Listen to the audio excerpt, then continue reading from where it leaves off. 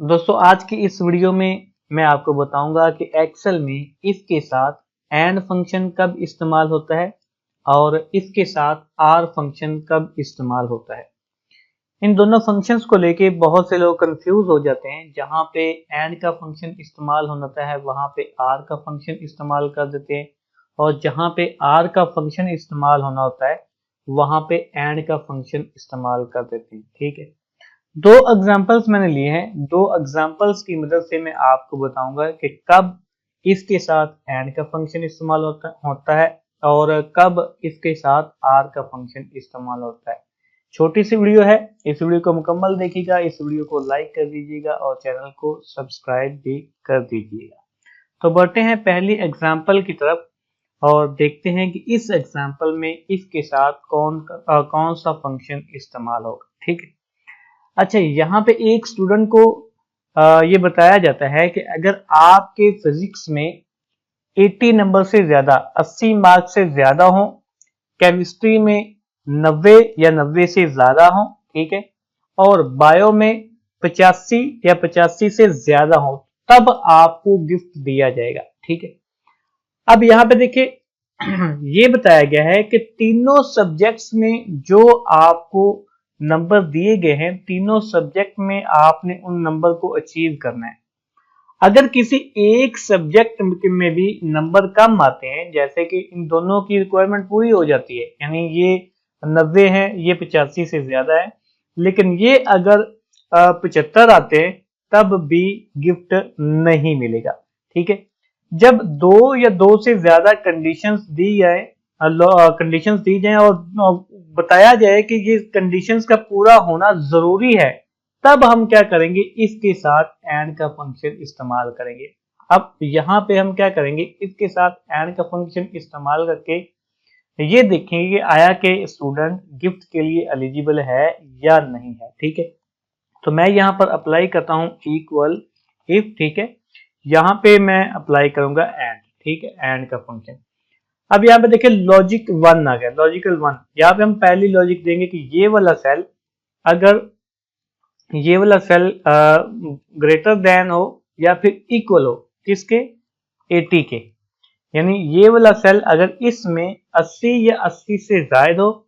दूसरी जो है वो लॉजिक हम क्या देंगे कि ये वाला cell greater than or equal to 90। ठीक है, और तीसरी हम क्या देंगे कि अगर ये वाला cell greater than or equal to 85। ठीक है, यहाँ पे हम ब्रैकेट क्या कर देंगे, बंद कर देंगे। यानी एंड के फंक्शन में हमने क्या की, तीन लॉजिक्स दिए, तीन जो है कंडीशंस दिए कि ये वाला सेल अगर इसमें 80 या उससे ज्यादा नंबर हो, अगर इसमें 90 या 90 से ज्यादा हो, और अगर इसमें 85 या 85 से ज्यादा हो तो क्या हो। अगर ये तीनों में वैल्यूज इस तरह होती है तो फिर क्या आ जाएगी, एलिजिबल, एलिजिबल। ठीक है, अदरवाइज नॉट एलिजिबल। यहाँ पे हम लिखेंगे डबल कोटेशन में नॉट एलिजिबल। ठीक है, ब्रैकेट बंद करके इंटर प्रेस कर देंगे। यहाँ पे क्या आ गया, एलिजिबल आ गया। ठीक है, क्योंकि तीनों जो रिक्वायरमेंट्स हैं वो पूरी हो रही है। अब अगर मैं यहाँ पे कर देता हूँ जी 75, जैसे ही 75 करूंगा यहाँ पर क्या आ जाएगा, नॉट एलिजिबल। हालांकि दो जो है वो दो जो कंडीशंस है वो पूरी हो रही है, तीसरी कंडीशन जो है वो पूरी नहीं हुई, तो यहाँ पर क्या हो गया, नॉट एलिजिबल। ठीक है, यानी एंड का फंक्शन हम तब इस्तेमाल करेंगे जब जो कंडीशंस दी गई हो और बताया गया हो कि ये दो या दो से ज्यादा जो कंडीशंस है वो सभी का पूरा होना जरूरी है, फिर हम क्या करेंगे, एंड का फंक्शन लगाएंगे। ठीक है, अब आ जाते हैं जी दूसरी एग्जांपल की तरफ। यहाँ पे देखिए, यहाँ पे ये बताया जाता है स्टूडेंट को कि अगर आपके फिजिक्स में 70 या उससे ज्यादा मार्क्स आ जाते हैं, ठीक है, केमिस्ट्री में अगर आपके 80 मार्क्स या फिर उससे ज्यादा मार्क्स आ जाते हैं, या फिर बायो में आपके 80 या उससे ज्यादा मार्क्स आ जाते हैं, तो आपको गिफ्ट दे दिया जाएगा।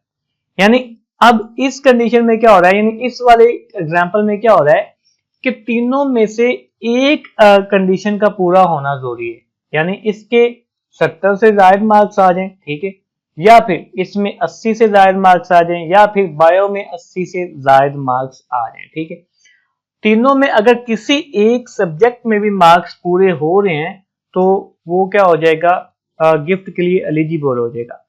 अब यहां पे हम क्या करेंगे, इसके साथ आर का फंक्शन इस्तेमाल करेंगे। तो मैं यहां पर अप्लाई करता हूं इक्वल इफ, ठीक है, इक्वल इफ, यहां पे हम लगाएंगे आर। अब यहां पे बिल्कुल वैसे हम क्या करेंगे, लॉजिक्स लगाएंगे, ठीक है। पहली लॉजिक क्या है कि अगर इस वाले सेल में ये वाला सेल ग्रेटर देन या फिर इक्वल टू हो किसके 70 के, ठीक है। दूसरी लॉजिक क्या है जी, ये वाला सेल ग्रेटर देन या फिर इक्वल टू किसके हो, 80 के, ठीक है। तीसरी लॉजिक क्या है जी, ये वाला सेल ग्रेटर देन या फिर इक्वल 80 के, ठीक है। यहाँ पे हम इसको क्या कर देंगे, आर के फंक्शन को क्लोज कर देंगे, ठीक है।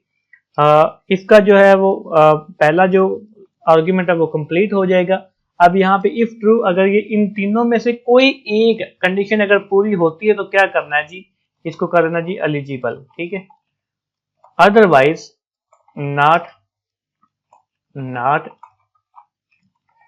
एलिजिबल, ठीक है। ब्रैकेट बंद करके इंटर प्रेस करेंगे।